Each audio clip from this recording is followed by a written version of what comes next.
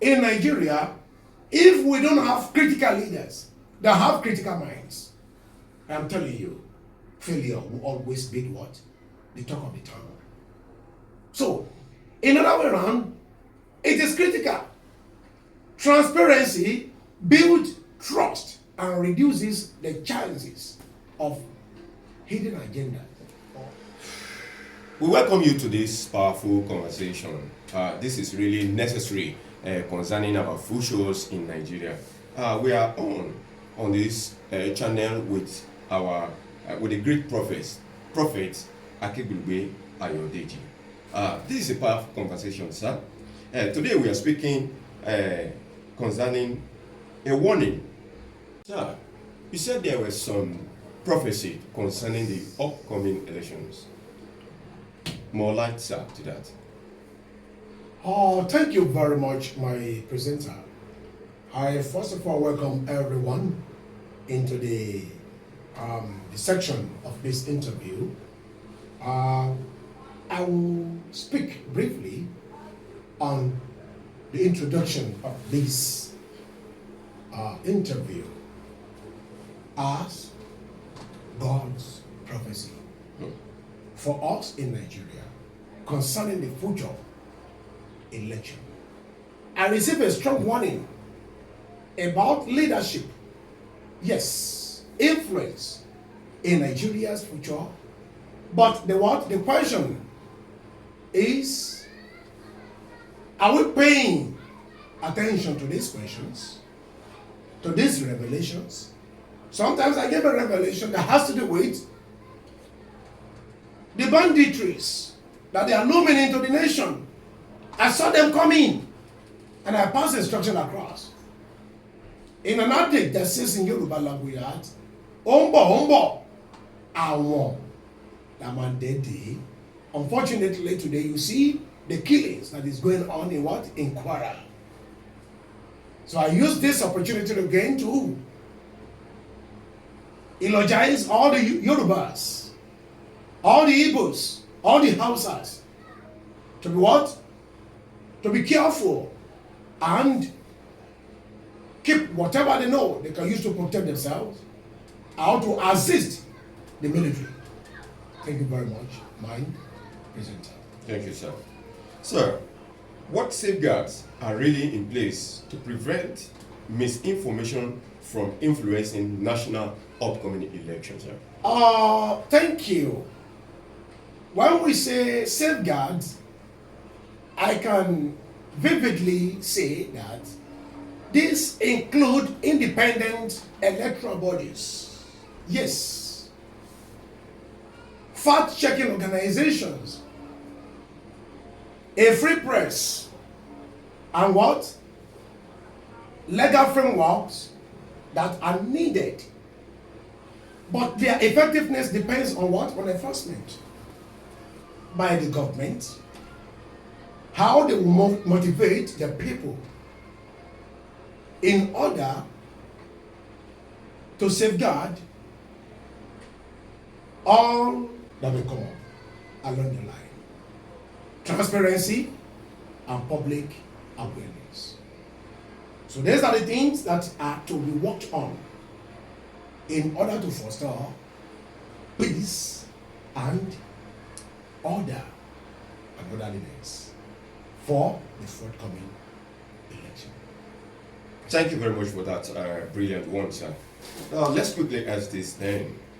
Then, sir, how can a leader ensure they are receiving truthful and unbiased advice? Thank you very much. Leaders need diverse advisors,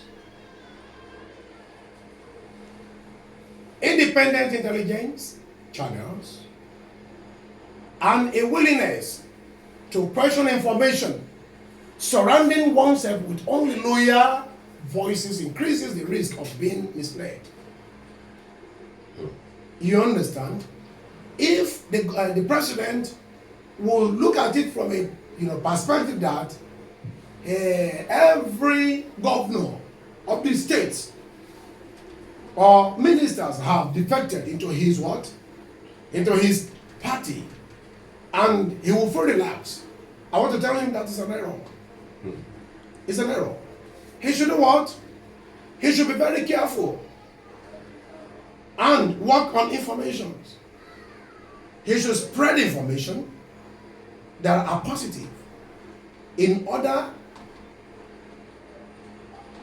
to save the situation come future election 2027. And if he surrounds himself with only the loyal voices, this will increase the risk, of being what? Misled. And at the end of the day, it will lead to failure. So that is why God has told us that we should tell them, we should pronounce this at this very crucial time before it is too late. My presenter. Thank you very much, sir. Thank you. Then, sir, what role do you think insider must play in shaping leadership decisions? Of course, they must play a major role. They control access, information flow, and what? Interpretation. This means they can either strengthen leadership or distort reality. They can either what? Strengthen leadership or distort realities. You see, when we say they control access, there are a lot of things that are embedded in this. Especially the incumbent president should work on this seriously. Information must flow where necessary. And as they are passing information across to the people, they must also what? Interpret it. It should not depend on what? On gari and banana alone. On rice and beans alone. And what? Reality of what they want to do that will convince the people to vote them in power again and again. And even for the new ones, the new parties that will emerge, they should also work on this. We might say, is the incumbent president, or it might not be. It could be another person entirely. And so they have to work on these things. When they pass, they should get people to be access to what informations and interpret those informations. Because there are so many laymen at the grassroots who wouldn't understand the term. But when they interpret it to them, then it means they can either straighten the leadership or distort the reality therein. Like I said earlier, my presenter. Thank you very much, sir. Then, how can a citizen recognize a manipulated narrative, if there's any? Of course, that's by cross-checking information. Cross-checking information. Yes, they must cross-check information, following credible news sources, and being cautious of emotional or sensational message designated to provoke fear or blind loyalty. Presenter. Sir, the past election in Nigeria, what do you think we'll learn from it? There were a lot of negativities, a lot of manipulations, snatching of what? Of ballot boxes. You see some people in an enclosure printing ballot papers in millions in order to save some certain parties. History shows that internal politics, misinformation, and influence often shape outcomes. As these are the things that I need to tell you as an electorate or someone who is interested in voting. Now, transparency and vigilance are always necessary. If these things are aborted out of the system, you will see problem will be here, problem will be there, like we have it in the recent time. So I will advise that we should do what? We should work vehemently to make sure that all these things are put in place in order to forestall,